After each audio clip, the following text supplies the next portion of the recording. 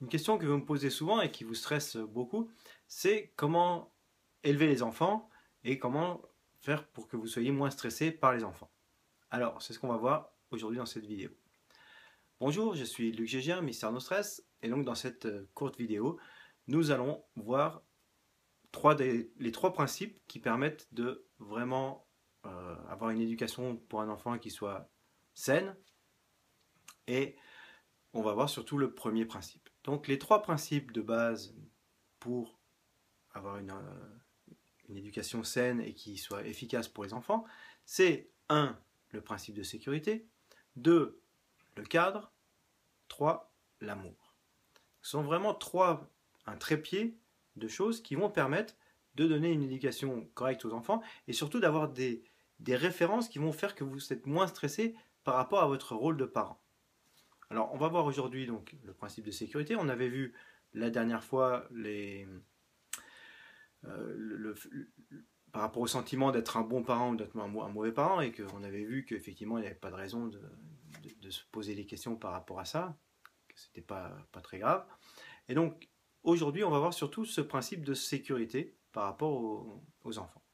Parce que l'enfant, il a besoin de se sentir en sécurité. Il a besoin de savoir qu'il peut expérimenter des choses, qu'il peut faire des choses, et il faut le laisser faire des erreurs. Il faut le laisser se planter, il faut le laisser des fois tomber un peu pour qu'il apprenne à se relever et qu'il apprenne à se bouger. Mais il faut qu'il soit en sécurité pour le faire. C'est-à-dire que si quand il fait quelque chose, vous lui dites ah, attention, attention, attention, ça va pas être, il va pas se sentir bien, il va être stressé et vous allez faire qu'il va être encore plus stressé. Déjà vous allez être stressé et lui aussi.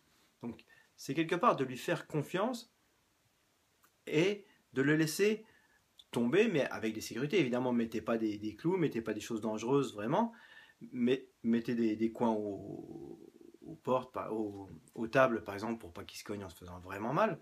Mais il faut qu'il puisse se cogner, il faut qu'il puisse tomber, il faut qu'il puisse expérimenter, il faut qu'il puisse, pourquoi pas, se brûler un peu avec des bougies, mais en regardant en étant à côté.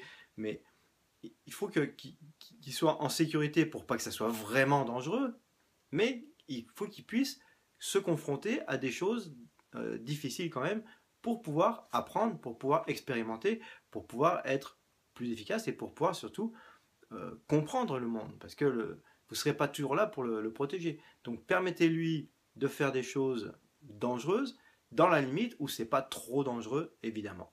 D'accord ?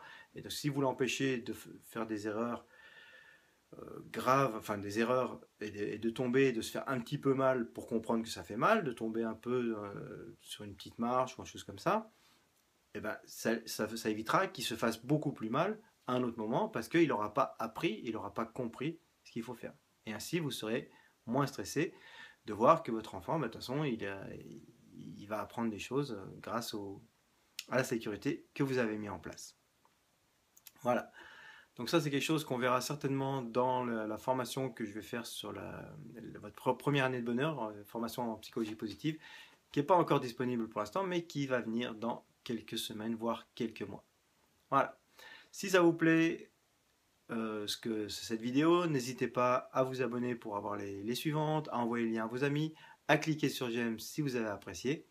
Et en attendant, évidemment, le plus important, prenez soin de vous et à bientôt.